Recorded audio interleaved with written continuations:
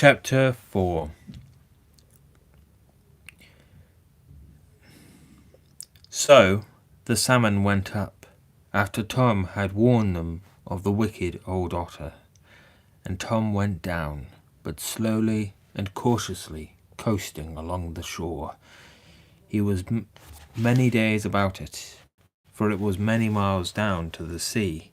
Perhaps he would never have found his way if the fairies had not guided him without his seeing their fair faces or feeling their gentle hands. And as he went, he had a very strange adventure.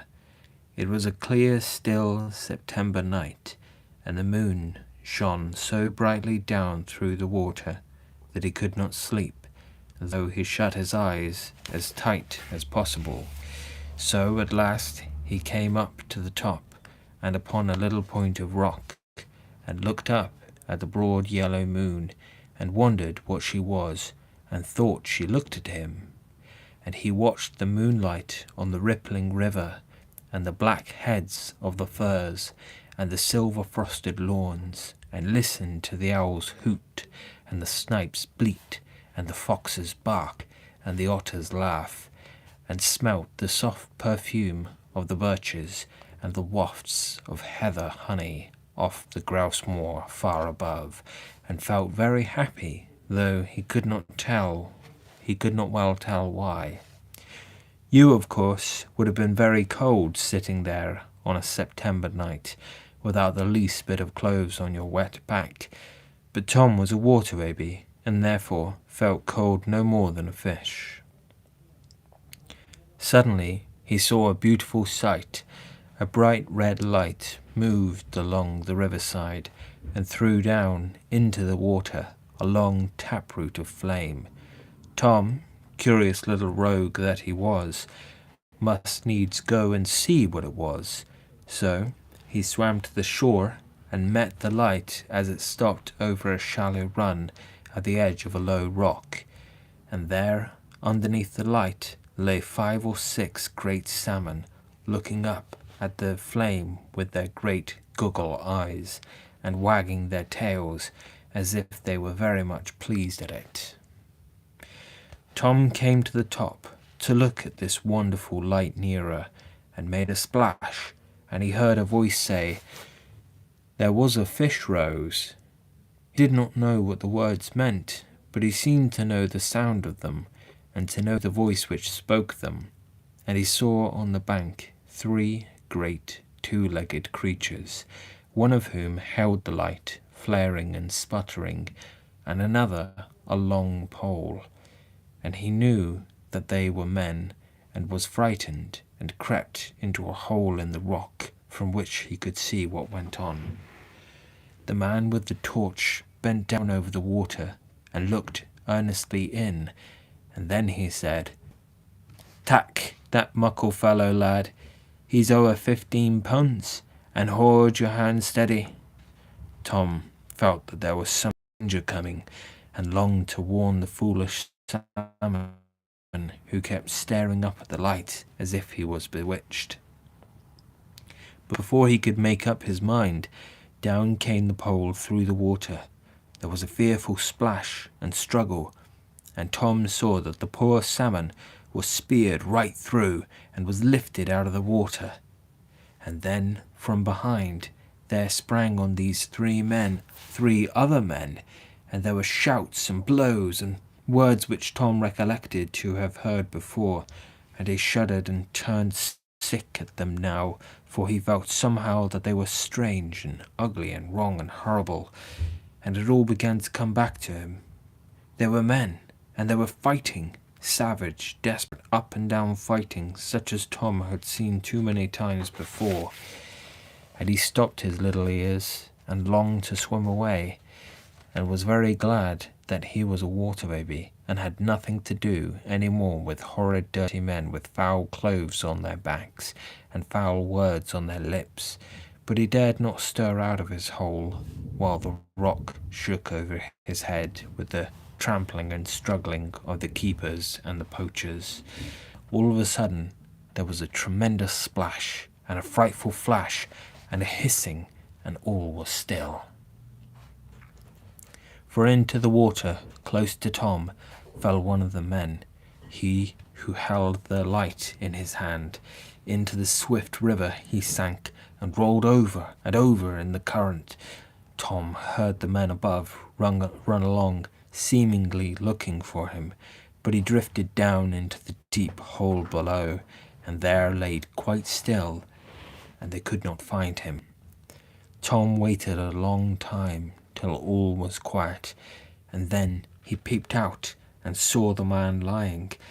At last he screwed up his courage and swam down to him. Perhaps, he thought, the water has made him fall asleep as it did me. Then he went nearer. He grew more and more curious. He could not tell why. He must go and look at him. He would go very quietly, of course, so he swam round and round him, closer and closer.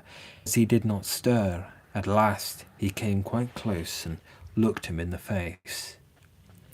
The moon shone so bright that Tom could see every feature, and as he saw, he recollected, bit by bit, it was his old master, Grimes. Tom turned tail and swam away as fast as he could. Oh dear me, he thought, now he will turn into a water baby. What a nasty, troublesome one he will be, and perhaps he will find me out and beat me again. So he went up the river again a little way, and lay there the rest of the night under an alder root. But when morning came, he longed to go down again to the big pool and see whether Mr. Grimes had turned into a water baby yet. So he went very carefully, peeping round all the rocks and hiding under all the roots. Mr. Grimes lay there still. He had not turned into a water baby. In the afternoon, Tom went back again. He could not rest till he had found out what had become of Mr. Grimes. But this time Mr. Grimes was gone, and Tom made up his mind that it was turned into a water baby. He might have made himself easy, poor little man. Mr. Grimes did not turn into a water baby, or anything like one at all, but he did not make himself easy, and a long time he was fearful lest he should meet Grimes suddenly in some deep pool. He could not know that the fairies had carried him away and put him where they put everything which falls into the water, exactly where it ought to be. Do you know what happened to Mr. Grimes had such an effect on him that he never poached salmon any more? And it is quite certain that, when a man becomes a confirmed poacher, the only way to cure him is to put him under water for 24 hours, like Grimes. So when you grow to be a big man, do you behave as all honest fellows should, and never touch a fish or a head of game which belongs to another man without his express leave. And then people will call you a gentleman and treat you like one, and perhaps give you good sport, instead of hitting you into the river or calling you a poaching snob.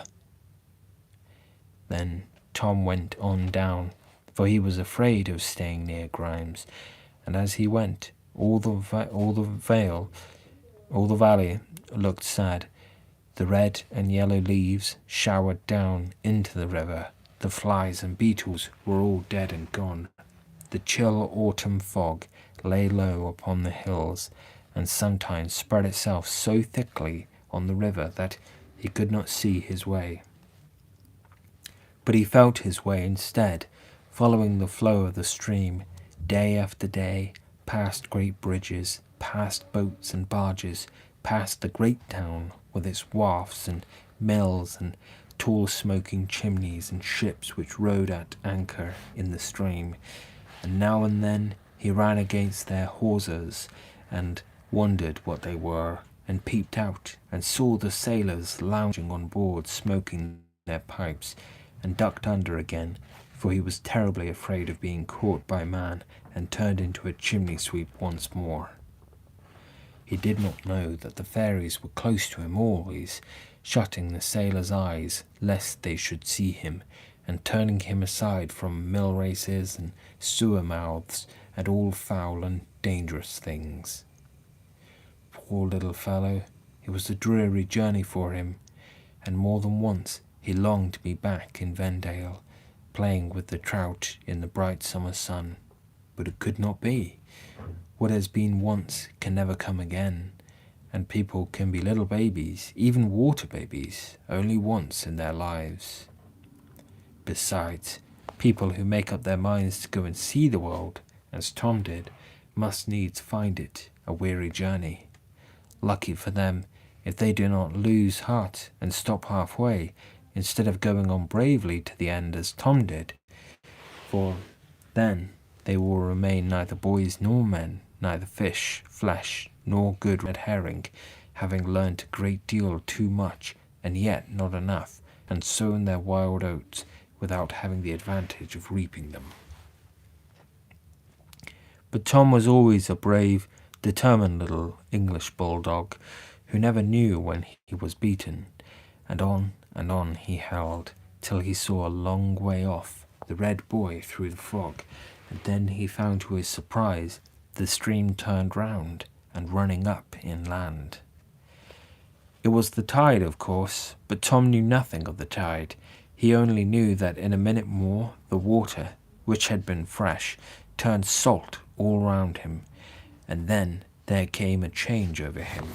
He felt as strong and light and fresh as if his veins had run champagne, and gave, he did not know why, 3 skips out of the water, a yard high, and head over heels, just as the salmon do when they first touch the noble rich salt water, which, as some wise men tell us, is the mother of all living things. He did not care now for the tide being against him. The red buoy was in sight, dancing in the open sea, and to the buoy he would go, and to it he went. He passed great shoals of bass and mullet, leaping and rushing in after the shrimps, but he never heeded them, or they him, and once he passed a great black shining seal, who was coming in after the mullet. The seal put his head and shoulders out of water and stared at him, looking exactly like a fat old greasy person with a grey pat. And Tom, instead of being frightened, said, "How do you do, sir? What a beautiful place the sea is." And the old seal, instead of trying to bite him, looked at him with his soft, sleepy, winking eyes and said, "Good tide to you, my little man. Are you looking for your brothers and sisters? I passed them all at play outside." "Oh, then," said Tom, "I shall have playfellows at last." And he swam on to the buoy and got upon it, for he was quite out of breath, and sat there and looked round for water babies, but there were none to be seen. The sea breeze came in freshly with the tide and blew the fog away, and the little waves danced for joy around the buoy, and the old boy danced for them. The shadows of the clouds ran races over the bright blue bay, and yet never caught each other up, and the breakers plunged merrily upon the wide white sands, and jumped over the rocks to see what the green fields inside were like, and tumbled down and broke themselves all to pieces, and never minded it a bit, but mended themselves and jumped up again, and the terns hovered over Tom like huge white dragonflies with black heads, and the gulls laughed like girls at play, and the sea pies, with their red bills and legs, flew to and fro from shore to shore, and whistled sweet and wild. And Tom looked and looked and listened, and he would have been very happy if he could only have seen the water babies. Then, when the tide turned, he left the buoy and swam round and round in search of them, but in vain. Sometimes he thought he heard them laughing, but it was only the laughter of the ripples, and sometimes he thought he saw them at the bottom, but it was only white and pink shells, and once he was sure he had found one, for he saw 2 bright eyes peeping out of the sand. So he dived down and began scraping the sand away, and cried, "Don't hide, I do want someone to play with so much." and out jumped a great turbot with his ugly eyes and mouth all awry, and flopped away along the bottom, knocking poor Tom over. And he sat down at the bottom of the sea and cried salt tears from sheer disappointment. To have come all this way and faced so many dangers, and yet to find no water babies. How hard! Well, it did seem hard, but people, even little babies, cannot have all they want without waiting for it, and working for it too, my little man, as you will find out some day. And Tom sat upon the buoy long days, long weeks, looking out to sea, and wondering when the water babies would come back, and yet they never came. Then he began to ask all the strange things which came in out of the sea if they had seen any, and some said yes, and some said nothing at all. He asked the bass and the pollock, but they were so greedy after the shrimps that they did not care to answer him a word. Then there came a whole fleet of purple sea snails floating along, each on a sponge full of foam, and Tom said, "Where do you come from, you pretty creatures? And have you seen the water babies?" And the sea snails answered, "Whence we come we know not, and whither we are going who can tell? We floated our life in the mid-ocean, with the warm sunshine above our heads, and the warm Gulf Stream below, and that is enough for us. Yes, perhaps we have seen the water babies. We have seen many strange things as we sailed along." And they floated away, the happy stupid things, and all went ashore upon the sands.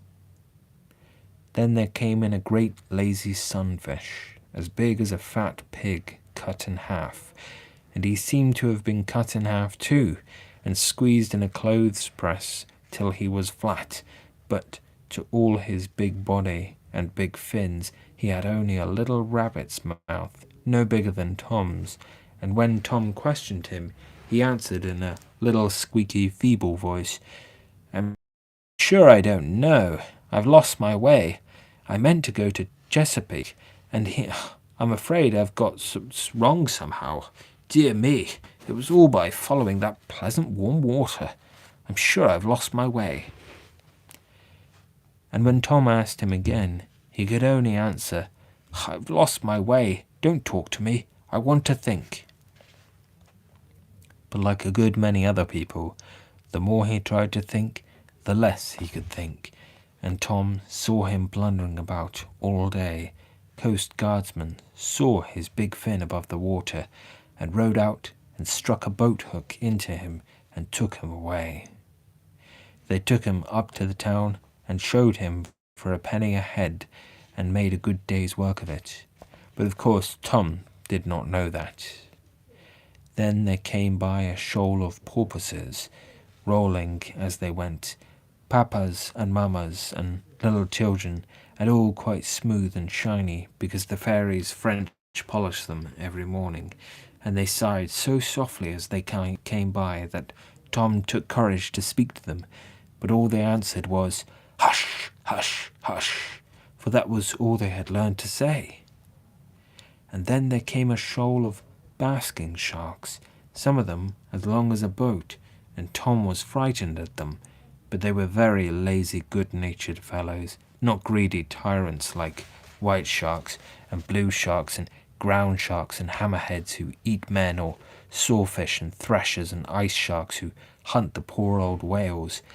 They came and rubbed their great sides against the buoy, and lay basking in the sun with their back fins out of water, and winked at Tom, but he never could get them to speak. They had eaten so many herrings that they were quite stupid, and Tom was glad when a collier brig came by and frightened them all away, for they did smell most horribly, certainly, and he had to hold his nose tight as long as they were there. And then there came by a beautiful creature, like a ribbon of pure silver, with a sharp head and very long teeth, but it seemed very sick and sad. Sometimes it rolled helpless on its side, and then it dashed away, glittering like white fire, and then it lay sick again and motionless. "Where do you come from?" asked Tom, "and why are you so sick and sad?" "I come from the warm Carolinas and the sandbanks fringed with pines, where the great owl rays leap and flap like giant bats upon the tide. But I wandered north and north upon the treacherous warm Gulf Stream, till I met with the cold icebergs afloat in the mid-ocean. So I got tangled among the icebergs and chilled with their frozen breath. But the water babies helped me from among them and set me free again, and now I am mending every day.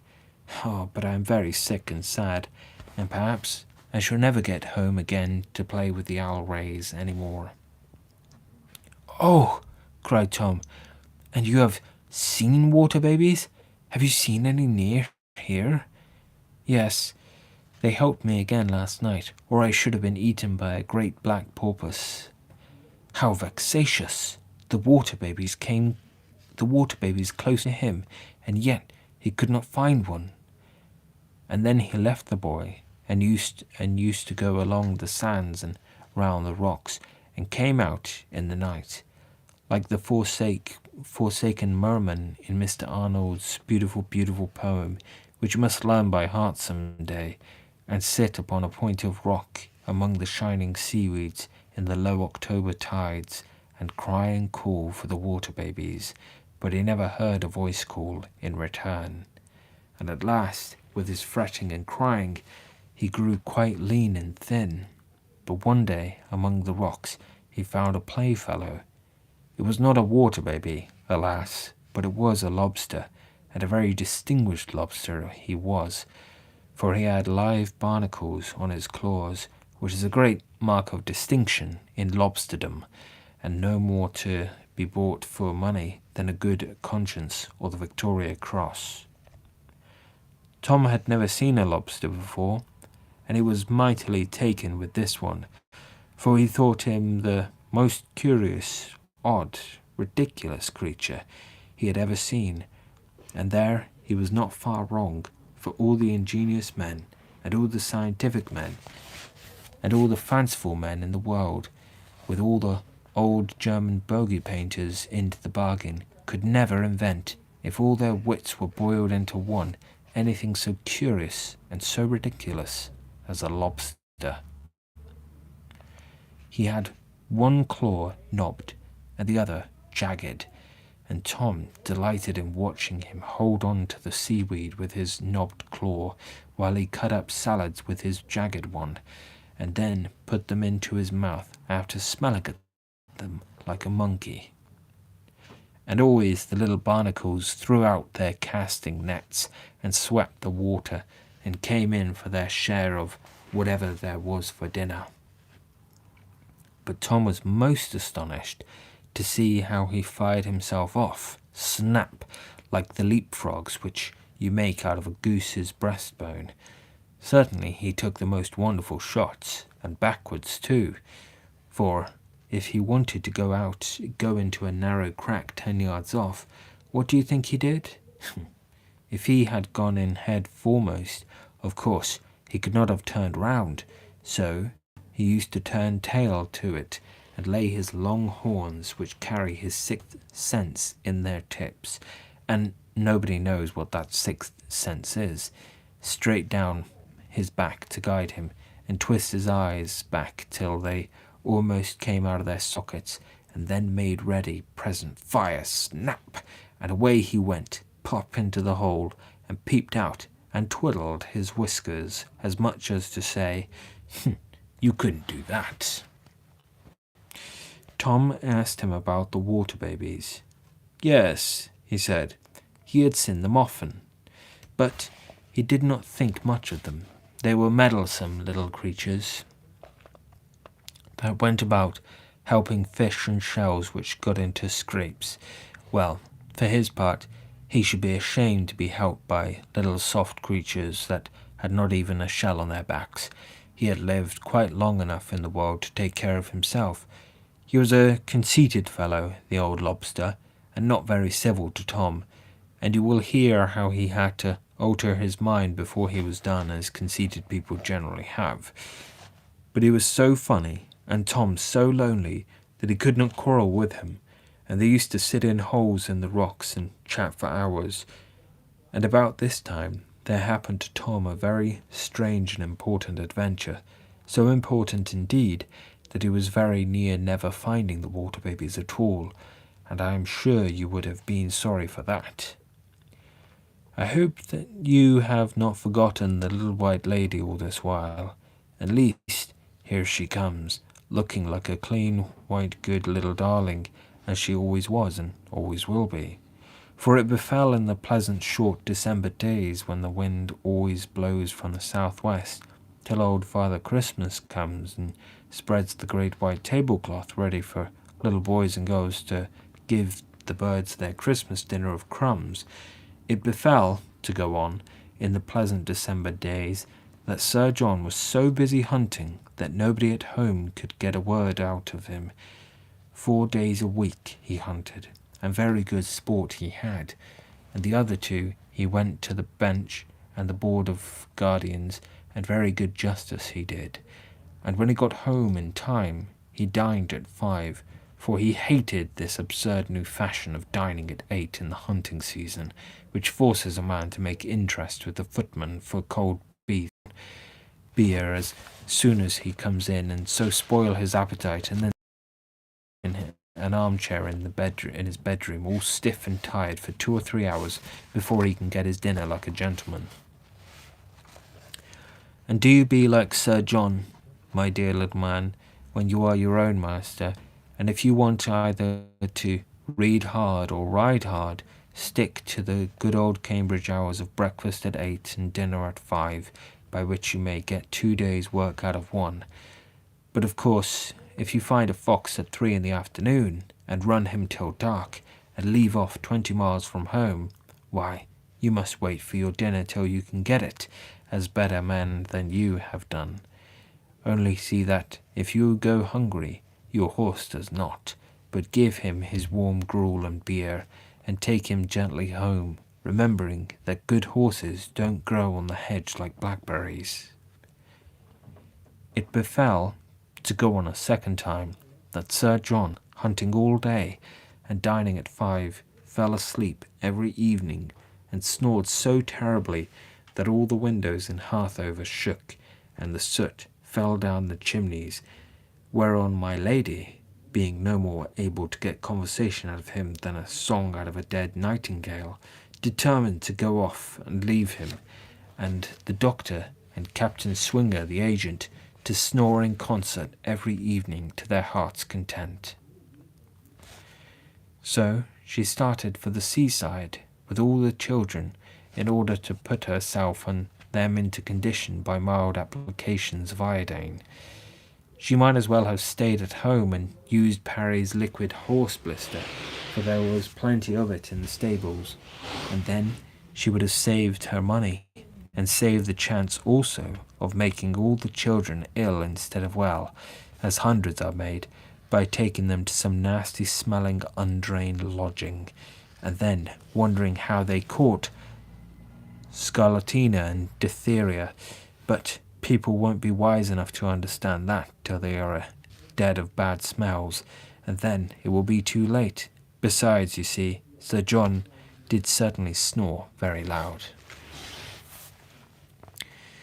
But where she went to, nobody must know, for fear young ladies should begin to fancy that there are water babies there, and so hunt and howk after them, besides raising the price of lodgings, and keep them in aquariums, as the ladies at Pompeii, as you may see by paintings, used to keep cupids in cages, but nobody ever harmed the cupids, or let them die of dirt and neglect, as English young ladies do by the poor sea beasts.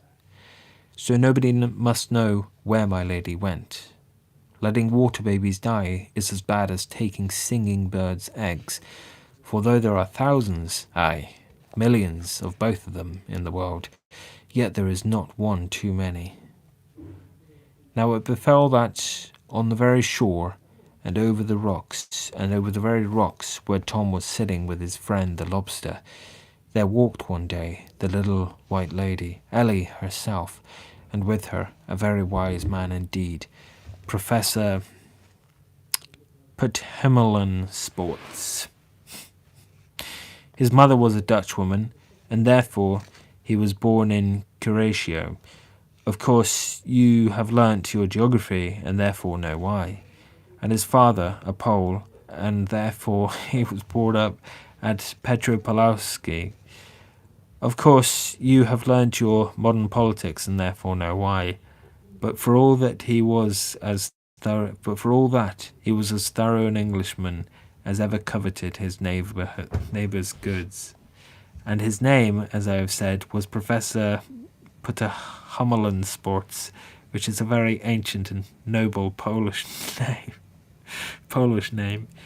He was, as I have said, a very great naturalist and chief professor of necrobioneopaleonthyropathology in the new university which the king of the Cannibal Islands had founded, and being a member of the Acclimatization Society, he had come here to collect all the nasty things which he could find on the coast of England and turn them loose round the Cannibal Islands, because they had not nasty things enough there to eat what they left. But he was a very worthy, kind, good-natured little old gentleman, and very fond of children, for he was not the least a cannibal himself, and very good to all the world as long as it was good to him. Only one fault he had, which cock robins have likewise, as you may see if you look out of the nursery window, that when anyone else found a curious worm, he would hop round them and peck them and set up his tail and bristle up his feathers, just as a cock robin would, and declare that he found the worm first, and that it was his worm, and if not, then it was not a worm at all. He had met Sir John at Scarborough, or Fleetwood, or somewhere or other, if you don't care where, nobody else does, and had made acquaintance with him, and became very fond of his children. Now Sir John knew nothing about sea coccioli birds, and cared less provided the fishmonger sent him good fish for dinner, and my lady knew as little, but she thought it proper that the children should know something. For in the stupid old times, you must understand, children were taught to know one thing and to know it well, but in these enlightened new times they are taught to know a little about everything, and know it all ill, which is a great deal pleasanter and easier, and therefore quite right. So Ellie and he were walking on the rocks, and he was showing her about 1 in 10,000 of all the beautiful and curious things which are to be seen there. But little Ellie was not satisfied with them at all. She liked much better to play with live children, or even with dolls which she could pretend were alive. And at least, she said honestly, I don't care about all these things, because they can't play with me or talk to me. If there were little children now in the water, as they used to be, and I could see them, I should like that. Children in the water? You strange little duck, said the professor. Yes, said Ellie. I know there used to be children in the water, and mermaids too, and mermen. I saw them all in a picture at home of a beautiful lady sailing in a car drawn by dolphins, and babies flying round her, and one sitting in her lap, and the mermaids swimming and playing, and the mermen trumpeting on conch shells. And it is called The Triumph of Galatia. And there is a burning mountain in the picture behind. It hangs on the great staircase, and I have looked at it ever since I was a baby, and dreamt about it 100 times, and it is so beautiful that it must be true. But the professor had not the least notion of allowing that things were true merely because people thought them beautiful. For at that rate, he said, the Baltus would be quite right in thinking it a fine thing to eat their grandpapas because they thought it an ugly thing to put them underground. The professor indeed went further, and held that no man was forced to believe anything to be true but what he could see, hear, taste, or handle. He held very strange theories about a good many things. He had even got up once at the British Association and declared that apes had hippopotamus majors in their brains, just as men have, which was a shocking thing to say, for if it were so, what would become of the faith, hope, and charity of the immortal millions?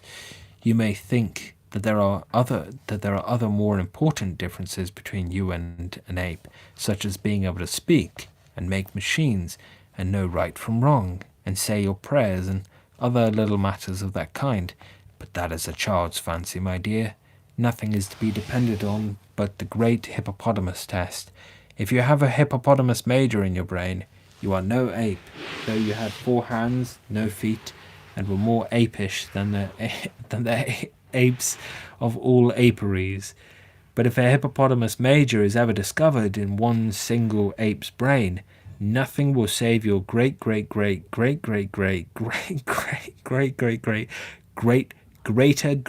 grandmother from having been an ape too.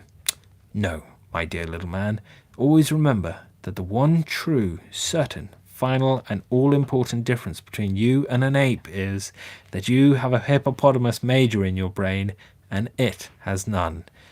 And that, therefore, to discover one in its brain will be a very wrong and dangerous thing, at which everyone will be very much shocked, as we may suppose they were at the professor. Though really, after all, it don't much matter, because, as Lord Dundreary and others would put it, nobody but men have hippopotamuses in their brains, so if a hippopotamus was discovered in an ape's brain, why, it would not be one, you know, but something else.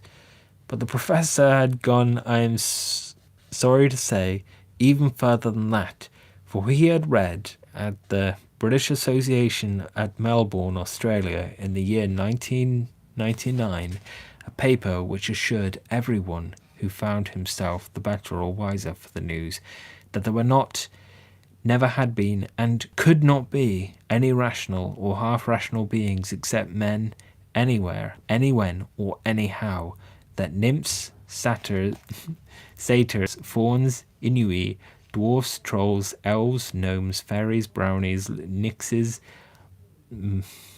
willis, kobolds, leprechauns, cluricorns, banshees, will-o'-the-wisps, follets, lutins, maggots, goblins, afrits, marids, jinns, ghouls, peris, thieves, angels, archangels, imps, bogies, and, or worse, were nothing at all, and pure bosh and wind.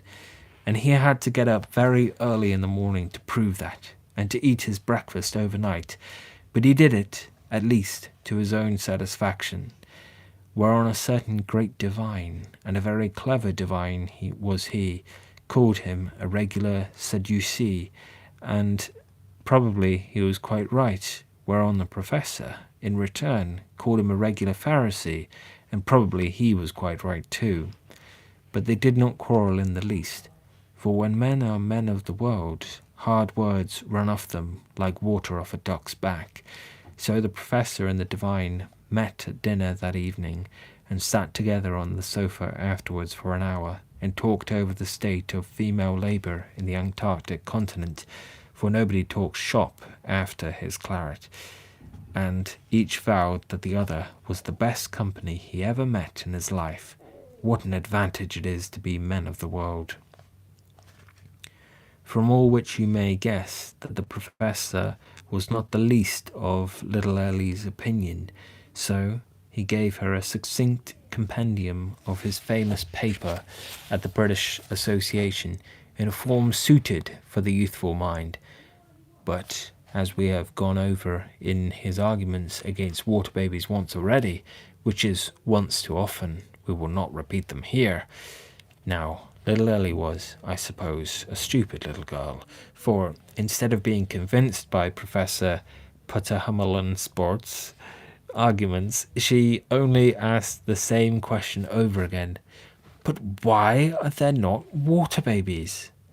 I trust and hope that it was because the professor trod at that moment on the edge of a very sharp muscle and hurt one of his corns sadly, that he answered quite sharply, forgetting that he was a scientific man, and therefore ought to have known that he couldn't know, and that he was a logician, and therefore ought to have known that he could not prove a universal negative. I say, I trust and hope it was because the muscle hurt his corn, that the professor answered quite sharply, because there ain't. Which was not even good English, my dear little boy, for as you must know from Aunt Agitate's arguments, the professor ought to have said, if he was so angry as to say anything of the kind, because there are not, or are none of them, or, if he had been reading Aunt Agitate too, because they do not exist. And he groped with his net under the weeds so violently that, as it befell, he caught poor little Tom. He felt the net very heavy and lifted it out quickly, and Tom all entangled in the meshes. "Dear me," he cried, "what a large pink holothurian, with hands too. It must be connected with synapta." And he took him out. "It has actually eyes?" he cried. "Why, it must be a cephalopod. This is most extraordinary." "No, I ain't," cried Tom as loud as he could, for he did not like to be called bad names. "It is a water baby," cried Ellie, and of course it was. "Water fiddlesticks, my dear," said the professor, and he turned away sharply. There was no denying it. It was a water baby, and he had said a moment ago that there were none. What was he to do?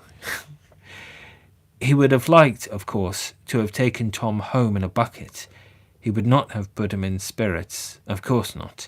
He would have kept him alive and petted him, for he was a very kind old gentleman, and written a book about him and given him 2 long names, of which the first would have said a little about Tom, and the second all about himself, for of course he would have called him Hydrotechnon Putahumulansportianum, or some other long name like that, for they are forced to call everything by long names now, because they have used up all the short ones ever since they took to making 9 species out of 1.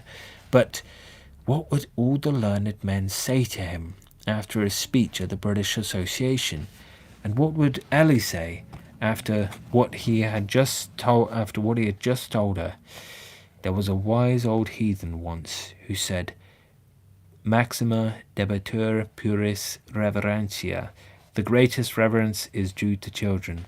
That is, that grown people should never say or do anything wrong before children, lest they should set them a bad example.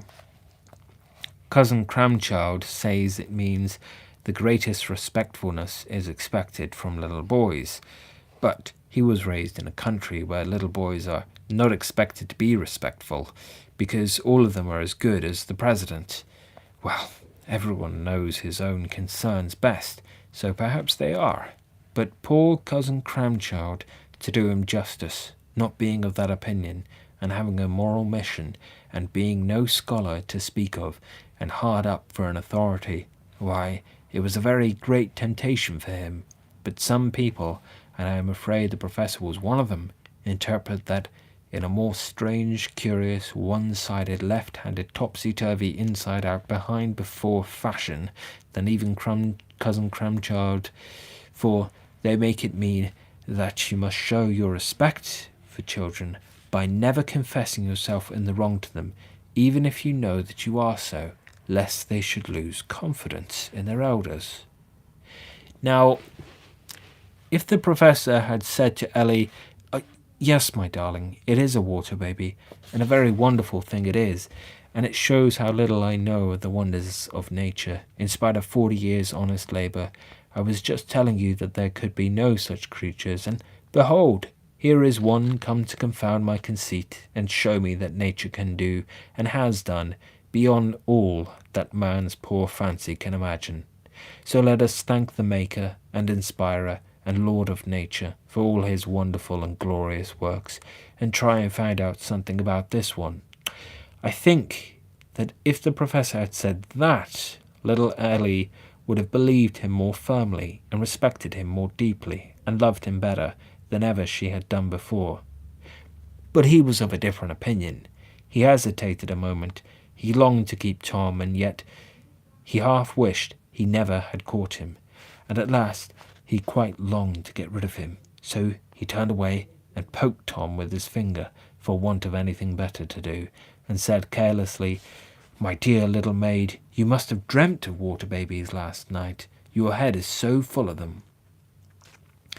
Now, Tom had been in the most horrible and unspeakable fright all the while, and had kept as quiet as he could, though he was called a holothurian and a cephalopod, for it was fixed in his little head that if a man with clothes on caught him, he might put clothes on him too, and make a dirty black chimney sweep of him again. But when the professor poked him, it was more than he could bear, and between fright and rage he turned to bay as valiantly as a mouse in a corner, and bit the professor's finger till it bled. "Oh, yeah!" cried he, and glad of an excuse to be rid of Tom, dropped him onto the seaweed, and thence he dived into the water and was gone in a moment. "But it was a water baby, and I heard it speak," cried Ellie. "Ah, it's gone!" And she jumped down off the rock to try and catch Tom before he slipped into the sea. Too late, and what was worse, as she sprang down, she slipped and fell some 6 feet with her head on a sharp rock, and lay quite still.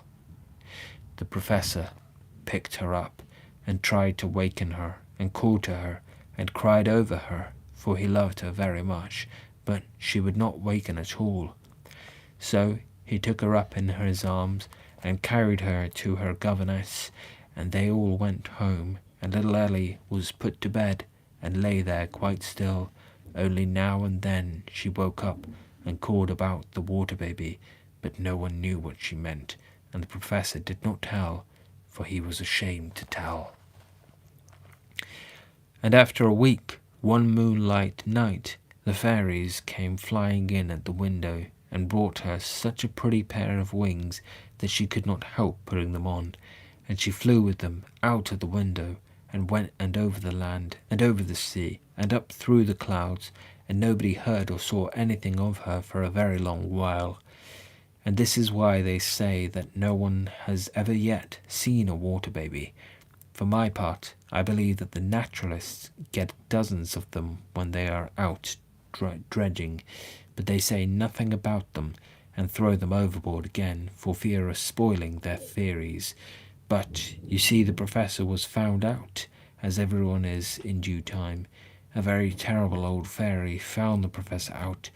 She felt his bumps and cast his nativity, and took the lunars of him carefully inside and out, and so she knew that he would do as well if she had seen it in a print book, as they say in the dear old West Country. And he did it, and so he was found out beforehand, as everybody always is, and the old fairy would find out the naturalists some day, and put them in the Times, and then on whose side will the laugh be?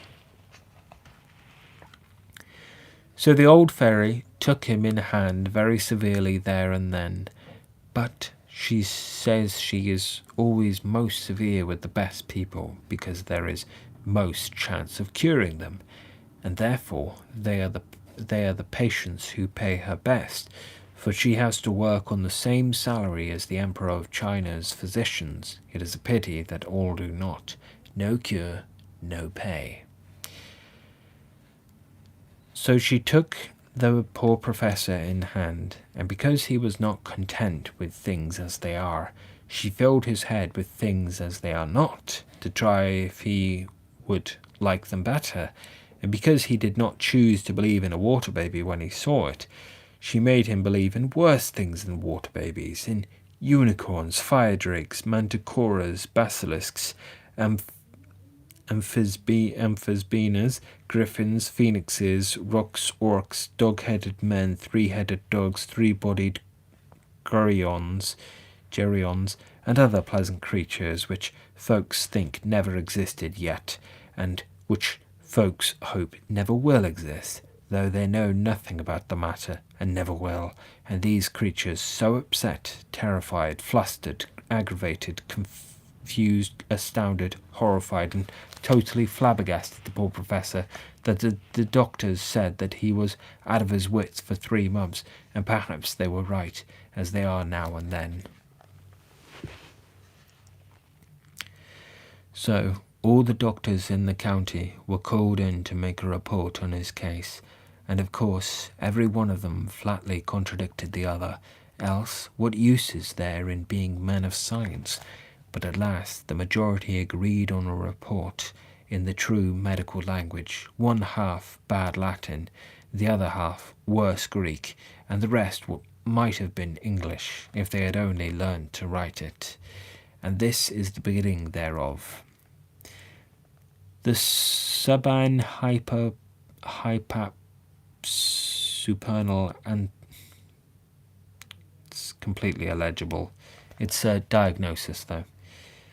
But what they proceeded to do, my lady never knew, for she was so frightened at the long words that she ran for her life and locked herself into her bedroom for fear of being squashed by the words and strangled by the sentence.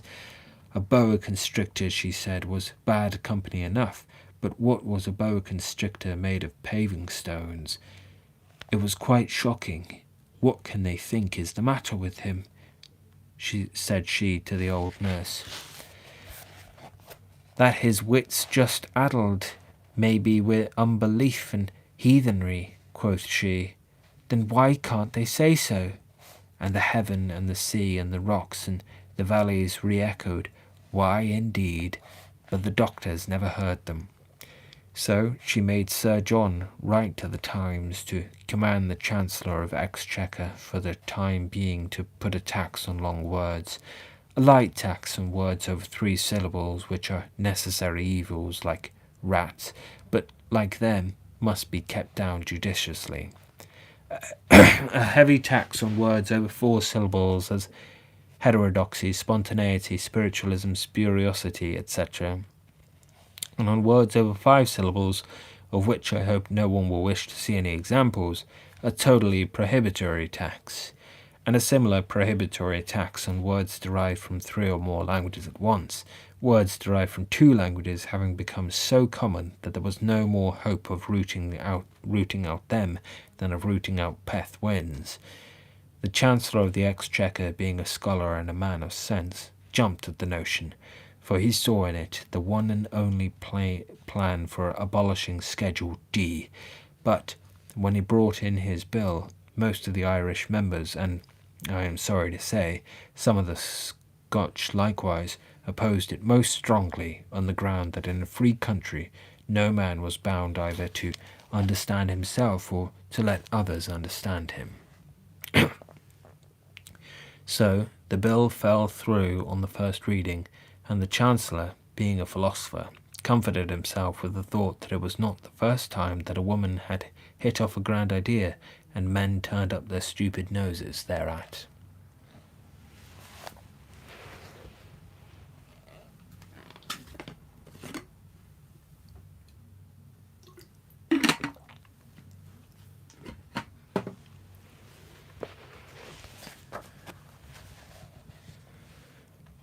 Now the doctors had it all their own way, and to work they went in earnest, and they gave the poor professor divers and sundry medicines, and prescribed by the ancients and moderns, from Hippocrates to fructus leben, as below, vidilicet.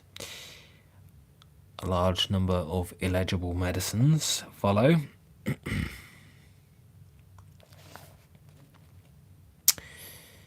But they found that a great deal too much trouble, as most people have, and so had recourse to some other medicines, boring a hole in his head to let out fumes which says Gordonius, will without doubt do much good, but it didn't. And further medicines follow, and instructions. After the modern method, but that would not do, and if he had but been a convict lunatic, and had shot at the Queen, killed all his creditors to avoid paying them, or indulged in any other little amiable eccentricity of that kind, they would have given him, in addition, the healthiest situation in England on East Hampstead Plain. Free run of Windsor Forest, the Times every morning, a double-barreled gun and pointers, and leave to shoot 3 Wellington College boys a week, not more, in case black game was scarce. But as he was neither mad enough nor bad enough to be allowed such luxuries, they grew desperate and fell into bad ways. Vidilicet. Suffumigations of sulphur, Herwigius, his incomparable drink for madmen. Only they could not find out what it was, suffumigation or the liver of the fish. Only they had forgotten its name, so Dr. Gray could not well procure them a specimen. Further lists of medicines follow, but could not get one that mentioned water babies. More lists of medicines, as successfully employed by the old inquisitors to cure the malady of thought, and now by the Persian mollahs to cure that of rheumatism. And further medicines follow. But nothing would do, for he screamed and cried all day for a water baby to come and drive away the monsters, and of course they did not try to find one, because they did not believe in them, and were thinking of nothing but Bumsterhausen's blue follicles, having, as usual, set the cart before the horse and taken the effect for the cause. So they were forced at last to let the poor professor ease his mind by writing a great book, exactly contrary to all his old opinions, in which he proved that the moon was made of green cheese, and that all the mites in it, which you may see sometimes quite plain through a telescope, or, if you will only keep the lens dirty enough, as Mr. Weeks kept his voltaic battery, are nothing in the world but little babies who are hatching and swarming up there in millions, ready to come down into the world whenever children want a new little brother or sister. Which must be a mistake, for this one reason, that there being no atmosphere round the moon, though someone or other says there is, at least on the other side, and that he has been round at the back of it to see, and found that the moon was just the shape of a bath bun, and so wet that the man in the moon went about midsummer day in mackintoshes and cordings boots, spearing eels and sneezing. That therefore, I say, there being no atmosphere, there can be no evaporation, and therefore the dew point can never fall below 71.5 degrees, below 0 of Fahrenheit, and therefore it cannot be cold enough there about 4 o'clock in the morning to condense the baby's mesenteric apothegms into their left ventricles, and therefore they can never catch the whooping cough, and if they do not have whooping cough, they cannot be babies at all, and therefore there are no babies in the moon. QED. Which may seem a roundabout reason, and so perhaps it is, but you will have heard worse ones in your time, and from better men than you are. But one thing is certain, that when the good old doctor got his book written, he felt considerably relieved by Bumsterhausen's blue follicles, and a few things infinitely worse, to wit, from pride and vainglory, and from blindness and hardness of heart, which are the true causes of Bumsterhausen's blue follicles, and of a good many other ugly things besides, whereon the foul flood water in his brains ran down, and cleared to a fine coffee colour, such as fish like to rise in, till very fine, clean, fresh-run fish did begin to rise in his brains, and he caught 2 or 3 of them, which is exceedingly fine sport for brain rivers, and anatomized them carefully, and never mentioned what he found out from them except to little children, and became ever after a sadder and a wiser man, which is a very good thing to become, my dear little boy, even though one has to pay a heavy price for the blessing. And it finishes with a poem by Wordsworth. Stern lawgiver, yet thou dost wear the Godhead's most benignant grace, nor know we anything so fair as is the smile upon thy face. Flowers laugh before thee on their beds, and fragrance in thy footing treads. Thou dost preserve the stars from wrong, and the most ancient heavens through thee are fresh and strong. From Wordsworth, Ode to Duty.